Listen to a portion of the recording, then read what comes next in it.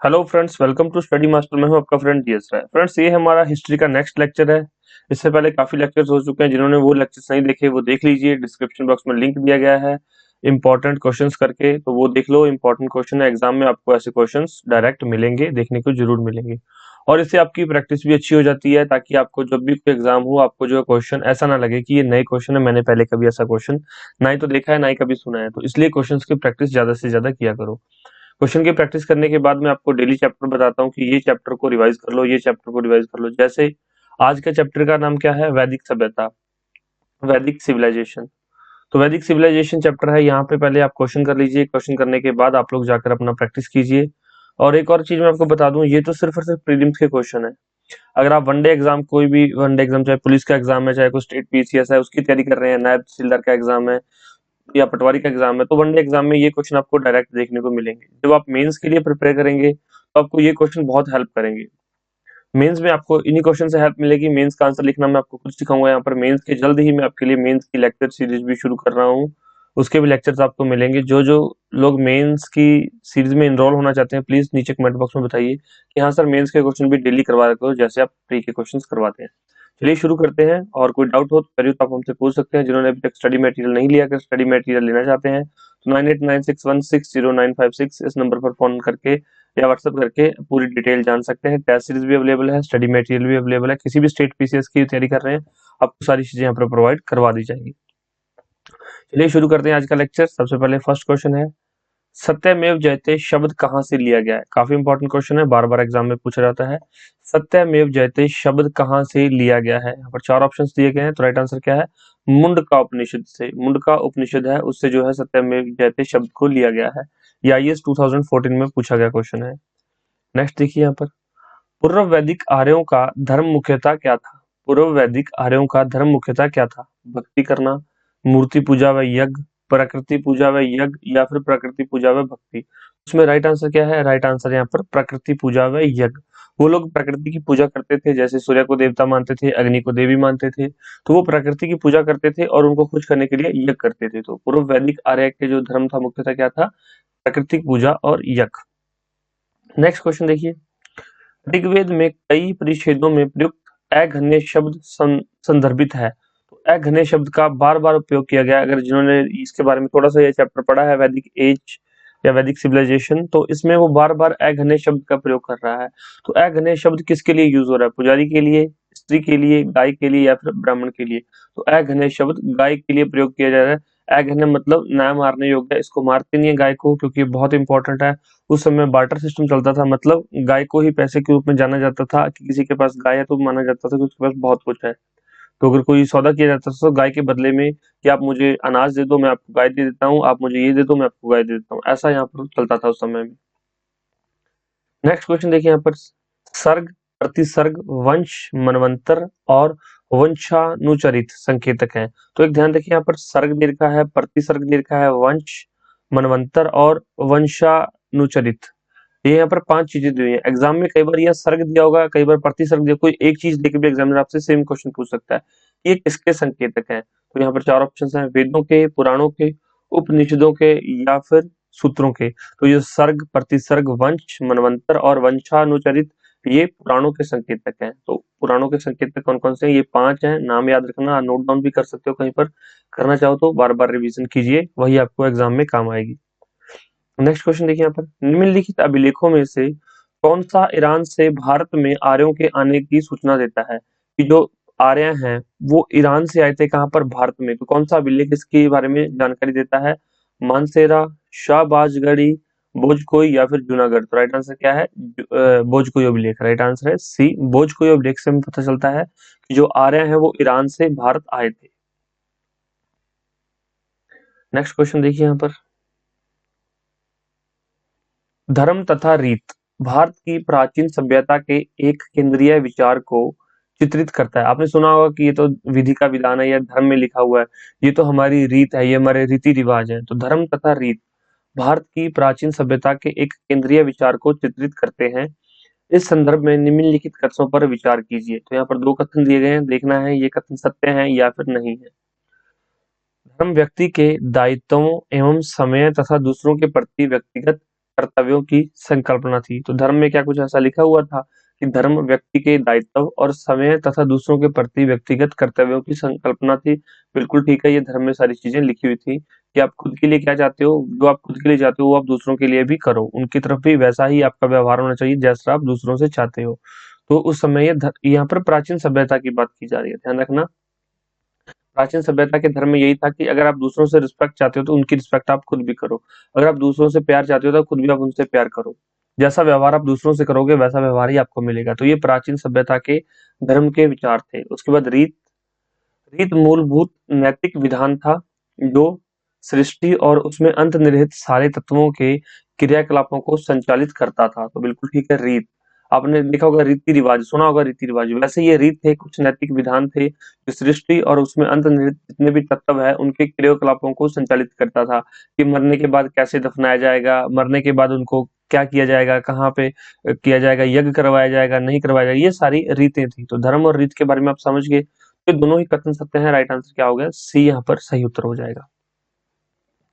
Next देखिए, ऋग्वैदिक काल के प्रारंभ में निम्न में से किसे महत्वपूर्ण मूल्यवान संपत्ति समझा जाता था।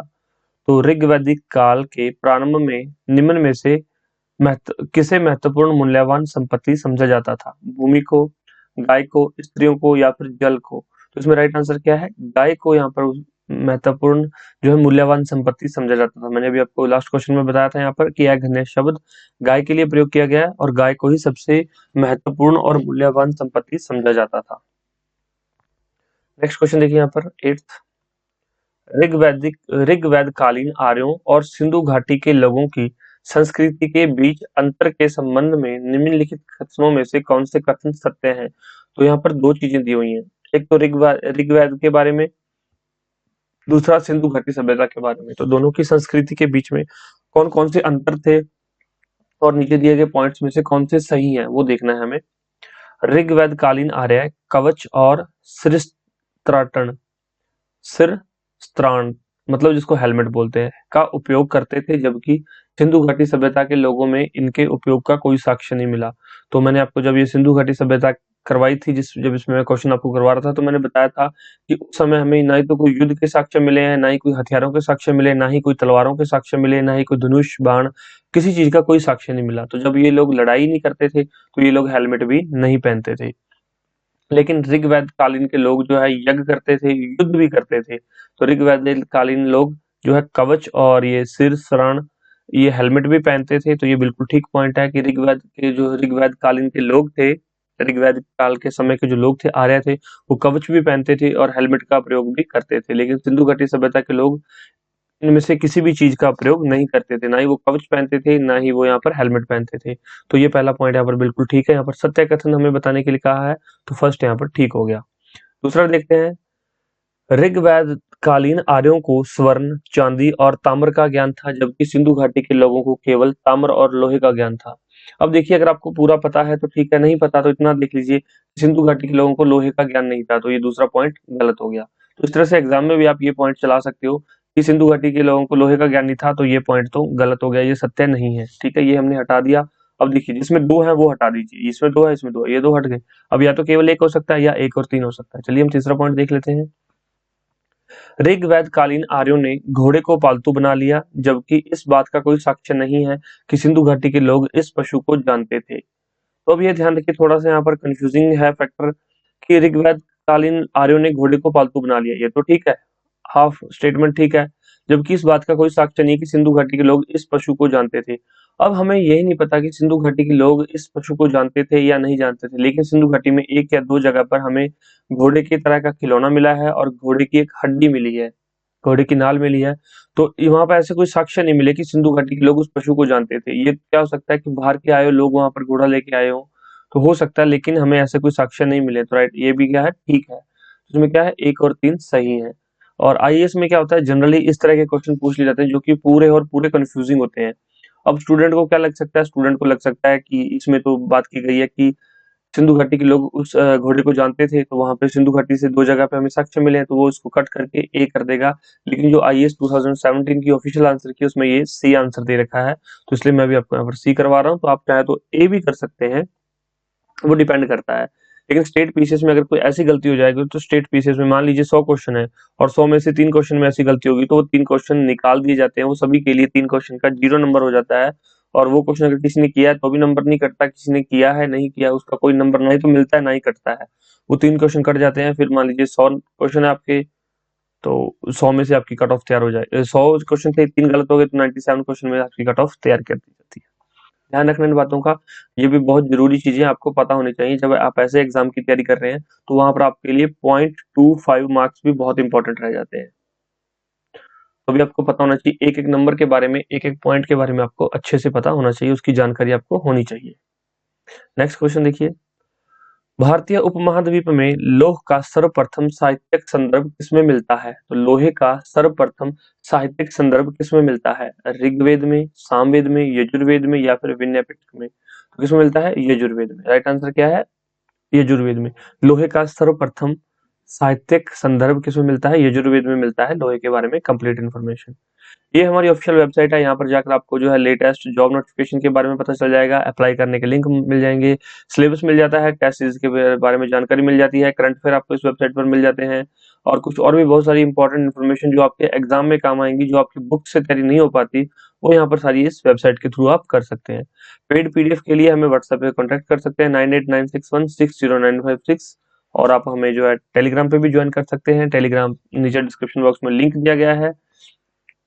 आप स्टडी मास्टर चैनल को सब्सक्राइब कर लो, जब भी नई वीडियो अपलोड की जाएगी, आपके नया लेक्चर अपलोड किया जाएगा, आप तक उसका नोटिफिकेशन पहुंच जाएगा, आपके फोन में नोटिफिकेशन आ जाएगा, तो आप उस वीडियो का, उस लेक्चर का फायदा उठा सकें। इससे यहाँ पर आपको जो है डेली नई नई वीडियोस, नए नए लेक्चर्स, क्वेश्चंस, करंट अफेयर्स, सारी चीजें यहाँ पर आपको फ्री ऑफ कॉस्ट करवाई जाती हैं। चलिए नेक्स्ट क्वेश्चन देखिए,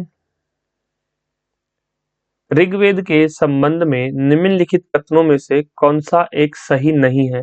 तो यहाँ पर ये चीजें बहुत इंपॉर्टेंट होती हैं कि सही नहीं है या सही है, सत्य है या असत्य है। पूछा गया क्या है? तो यहाँ पर क्या पूछा गया है? कौन सा सही नहीं है? चलिए देखिए, यहाँ पर देवों की पूजा, प्रार्थना एवं यज्ञ कर्म कांडों द्वारा की जाती थी।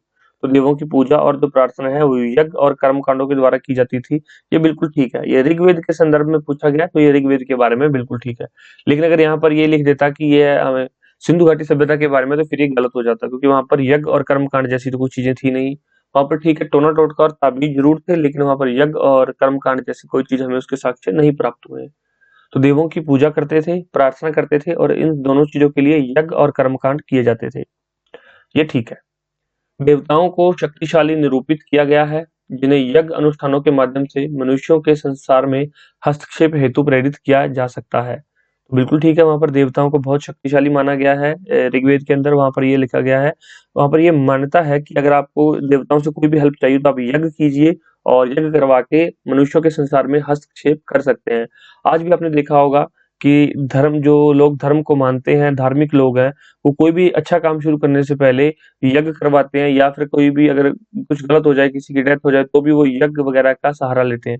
तो वो ये मानते हैं कि ऐसा करने से वो देवताओं को मनुष्यों के संसार में हस्तक्षेप हेतु प्रेरित कर रहे हैं कि आप यहाँ पर आइए और हमारे संसार में हस्तक्षेप कीजिए, हमारी हेल्प कीजिए। नया काम शुरू करते हैं तो वहां पर यज्ञ किया जाता है, यज्ञ करवाते हैं, तो वो कहते हैं कि आप हमारी यहाँ पर आकर हेल्प कीजिए, हमारे हमारे काम को बढ़ाइए। तो ये आज भी ये प्रचलित है, कहीं ना कहीं आज भी प्रचलन में है, तो ये भी यहाँ पर ठीक है। ऐसा माना जाता था कि जो अपर्ण अग्नि द्वारा उपभुक्त होता है वह देवताओं द्वारा ग्रहण किया जाता है। अब मान लीजिए वहां पर यज्ञ किया जा रहा है, यज्ञ में वहां पर तेल डाल रहे हैं, यज्ञ में वहां पर घी डाल रहे हैं, यज्ञ में लकड़ियां डाली जा रही हैं, कुछ और मतलब महत्वपूर्ण कोई भी चीजें, इंपॉर्टेंट चीजें हैं, कुछ काम की चीजें यज्ञ में डाल रहे हैं, तो वो वहां पर जल रही हैं, जब उनसे धुआं निकल रहा है, तो ये क्या मानते थे ऋग्वेद के लोग कि जो चीजें अग्नि के अंदर भेंट की जा रही हैं वह देवता उनको ग्रहण कर रहे हैं, मतलब वो देवताओं तक पहुंच रही है। तो ऐसी मान्यता थी, तो ये भी यहाँ पर ठीक हो गया है। तो यहाँ पर क्या है? सही नहीं पूछा गया, तो एक ही बचता है डी, जो यहाँ पर सही नहीं है। फिर भी इसको पढ़ लेते हैं। यह मंदिरों में संपन्न किए जाते थे, तो यज्ञ जो है वो सॉरी, यह नहीं है, यज्ञ मंदिरों में संपन्न किए जाते थे। ऐसा नहीं है, यज्ञ मंदिरों में नहीं संपन्न किए जाते, क्योंकि मंदिरों का हमें वहां पर कोई भी मंदिरों के साक्ष्य नहीं प्राप्त हुए। यज्ञ कहीं पर भी किए जा सकते थे, घर पे किए जा सकते थे, बाहर किए जा सकते थे, किसी भी जगह पर यज्ञ किए जा सकते थे। मंदिरों का यहाँ पर कोई जरूरी मेंशन नहीं किया गया, तो राइट आंसर क्या है? डी। काफी इंपॉर्टेंट क्वेश्चन है ये, दोबारा भी एग्जाम में ही पूछा जाएगा। क्वेश्चन थोड़ा लेंथी होने की वजह से गलती होने के चांसेस यहाँ पर बढ़ जाते हैं। नेक्स्ट क्वेश्चन देखिए यहाँ पर एक कथन दिया गया, यहाँ पर दो कथन दिए गए हैं, इन कथनों के बाद एक कूट दिया गया, हमें देखना है कि क्या सही है और क्या गलत है।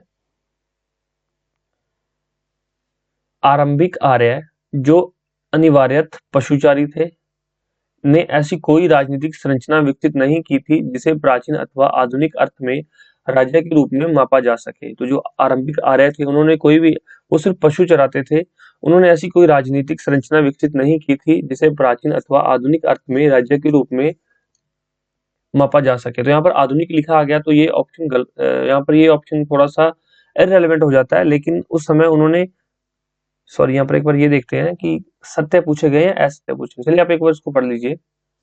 आरंभिक आर्य जो अनिवार्यतः पशुचारी थे ने ऐसी कोई राजनीतिक संरचना विकसित नहीं की थी जिसे प्राचीन अथवा आधुनिक अर्थ में राज्य के रूप में मापा जा सके। दूसरा ऑप्शन क्या है यहाँ पर, राजतंत्र वैसा ही था जैसा कि जनजाति मुख्य तंत्र, जनजाति मुखिया के लिए राजन शब्द का प्रयोग होता था।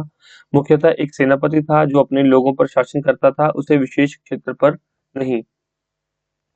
तो यहाँ पर देखिए इसमें पूछा गया है, ऑप्शन दिए गए हैं, दोनों कथन अलग अलग सत्य हैं, कथन दो सत्य, कथन एक का सही स्पष्टीकरण नहीं करता। तो यहाँ पर मैं आपको बता देता हूँ कि पहला ऑप्शन ठीक है यहाँ पर, कि आरंभिक आर्य जो कि अनिवार्य थे, पशुचारी थे, वो पशु चराते थे, उन्होंने ऐसी कोई राजनीतिक संरचना विकसित नहीं की थी कि कैसे काम होगा, ठीक, लेकिन उनका एक हेड जरूर होता था, कि जो भी उनका राजन जरूर होता था। राजतंत्र वैसा ही था जैसा कि जनजाति मुख्य तंत्र, जनजाति मुखिया के लोग राजन शब्द का प्रयोग करते थे, तो ये भी ठीक है, लेकिन इसमें क्या है, कथन दो जो है, कथन एक ही सही स्पष्टीकरण नहीं करता। कथन तो दोनों ही ठीक है, इनका एक हेड होता था, इनका भी एक हेड होता था, बिल्कुल ठीक है, लेकिन कथन दो है, कथन एक की सही व्याख्या नहीं करता। तो राइट आंसर क्या है यहाँ पर, ए सही उत्तर है। ये सीडीएस में पूछा गया क्वेश्चन है, काफी इंपॉर्टेंट क्वेश्चन है ये। तो जो लोग सीडीएस की तैयारी कर रहे हैं, एनडीए के लिए प्रिपेयर कर रहे हैं, तो उनके लिए भी ये वीडियोस उतने ही फायदेमंद है जितनी की यूपीएससी, स्टेट पीसीएस और HCS, Rajasthan PCS, Himachal Bihar UP PCS, सभी के लिए ये वीडियोस काफी फायदेमंद है। नेक्स्ट क्वेश्चन देखिए। निम्नलिखित में से कौन सा लक्षण ऋग्वेद के अनुसार धर्म के स्वरूप को वर्णित करता है, करते हैं। तो ऋग्वेद के अनुसार हमें बताना है कि धर्म का क्या मतलब था। देखिए ऑप्शंस, ऋग्वेद के धर्म को प्रकृतिवादी बहुदेववाद कहा जा सकता है, तो बिल्कुल है। ऋग्वेद के धर्म को प्रकृतिवादी, प्रकृतिवादी मैंने अभी आपको बताया था स्टार्टिंग में कि वो आग की पूजा करते थे, वो हवा की पूजा करते थे, वायु, वो इंद्र की मतलब वर्षा की पूजा करते थे, वर्षा, और वो सूर्य की पूजा करते थे। तो उनकी जो है आराधना करते थे, वो प्रकृतिवादी थे। और बहुदेववाद मतलब बहुत सारे देवता थे, बिल्कुल आग पानी आग पानी और ये वर्षा, हवा, ये सभी बहुदेववाद मतलब वो एक देवता को नहीं मानते थे, बहुत सारे देवताओं को मानते थे। तो ऋग्वेद का ये ऑप्शन हमारे लिए बिल्कुल ठीक है। दूसरा देखिए, ऋग्वेद के धर्म और ईरानी अवस्था के विचारों में आश्चर्यजनक समानताएं थी, तो बिल्कुल यहाँ पर ठीक है। ऋग्वेद का जो धर्म था और जो ईरानी अवस्था था, उनका ग्रंथ था, उनके विचारों में आश्चर्यजनक समानताएं थी, बिल्कुल वहां पर बहुत समानताएं थी। अवस्था ये ईरानी एक धर्म ग्रंथ है। देखिए, वैदिक यज्ञ पुरोहित के जिसे यज्ञमान कहा जाता था घर में किए जाते थे, तो ये बिल्कुल गलत है, क्योंकि जो वैदिक यज्ञ थे वो जरूरी नहीं है कि घर में किए जाएं, वो कहीं पर भी किए जा सकते थे, घर में किए जाते हैं ऐसा कुछ भी नहीं लिखा हुआ था।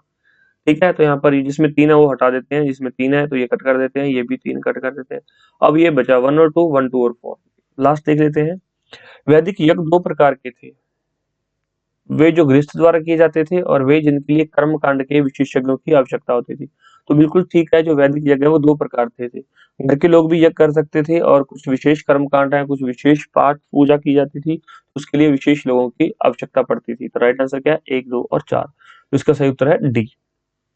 आई होप आपको क्वेश्चन समझ में आ रहे होंगे। समझ में आ रहे हैं तो प्लीज मुझे कमेंट करके बता दीजिए कि हाँ सर हमें काफी हेल्प मिल रही है। प्लीज इस वीडियो को कंटिन्यू रखिए, और अगर आप एक दिन में 2 लेक्चर चाहते हैं कि एक मॉर्निंग में हो जाए और एक इवनिंग में हो जाए, तो भी आपके लिए वो प्रोवाइड करवा दी जाएगा। प्लीज आप मुझे बता दिया करो आपको क्या चाहिए। इसके अलावा हमने एचसीएस का सिलेबस भी अपलोड कर दिया है, और भी बहुत सारी एग्जाम्स के बारे में इन्फॉर्मेशन, लेटेस्ट जॉब्स के बारे में इन्फॉर्मेशन आपको स्टडी मास्टर ऑफिशियल पर मिलती रहती है। ऋग्वेद के 10वें मंडल में निम्नलिखित में से कौन सा स्त्रोत विवाह समारोह पर प्रकाश डालता है। तो ऋग्वेद का जो 10वां मंडल है वो विवाह के बारे में बताता है। तो कई बार क्वेश्चन ये भी पूछ लिया जाता है कि ऋग्वेद का कौन सा मंडल विवाह समारोह के बारे में विवाह के बारे में बताता है, तो वो 10वां मंडल है। और इसमें पूछा गया कि कौन सा स्त्रोत है ऋग्वेद के 10वें मंडल में निम्नलिखित में से कौन सा स्त्रोत विवाह समारोह पर प्रकाश डालता है? सूर्य सूक्त, पुरुष सूक्त, दान स्तुति या फिर उरण सूत्र। तो इसमें कौन सा है? वो है सूर्य सूक्त।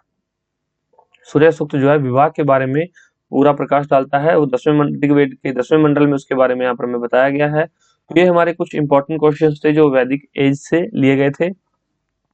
इसके बाद हम नेक्स्ट टॉपिक करेंगे, जल्द ही हम नेक्स्ट चैप्टर लेके आएंगे। आपको कुछ अगर किसी की स्पेशल डिमांड हो, सर पॉलिटी के क्वेश्चन करवाओ, सर कॉन्स्टिट्यूशन के इस चैप्टर के क्वेश्चन करवाओ, सर हमें ज्योग्राफी के उस चैप्टर के क्वेश्चन करवाओ, अगर किसी को स्पेशल डिमांड है तो प्लीज हमें बता दिया करो, वो भी आपके लिए यहाँ पर फुलफिल कर दी जाएगी। उसके क्वेश्चन यहाँ पर आपको प्रायोरिटी पे डाल दी जाएंगे। आपके कौन कौन से एग्जाम के लिए आप प्रिपेयर कर रहे हो प्लीज मुझे बता दो, ताकि उस हिसाब से थोड़े क्वेश्चन को और मॉडिफाई करके आपको बता दिया जाए। कोई डाउट हो, क्वेरी हो तो आप हमसे पूछ लीजिए कमेंट करके, और एक अच्छा सा कमेंट जरूर करके जाना ताकि हमें अच्छा लगे कि आपको हमारी वीडियो से कितना फायदा हो रहा है और कितना फायदा नहीं हो रहा। Thank you so much, take care, bye bye, God bless you all. और जिन्होंने अभी तक पुराने लेक्चर्स नहीं देखे हैं, डिस्क्रिप्शन बॉक्स में लिंक दिया गया इंपॉर्टेंट लेक्चर्स करके, वहां पे जाके देख लीजिए। इसके अलावा हमारा जो है स्टडी मटेरियल्स पढ़ सकते हैं, और हमारे जो और बहुत सारे लेक्चर्स हैं हिंदी में इंग्लिश में अवेलेबल हैं, यूट्यूब की प्लेलिस्ट में जाके आप सारे चेक कर सकते हैं। थैंक यू सो मच, उनको सर्च करना बिल्कुल फ्री है, आप उसको देख सकते हैं। Thank you so much, take care, bye bye, God bless you all. आपका दिन शुभ रहे। मिलते हैं नेक्स्ट लेक्चर में।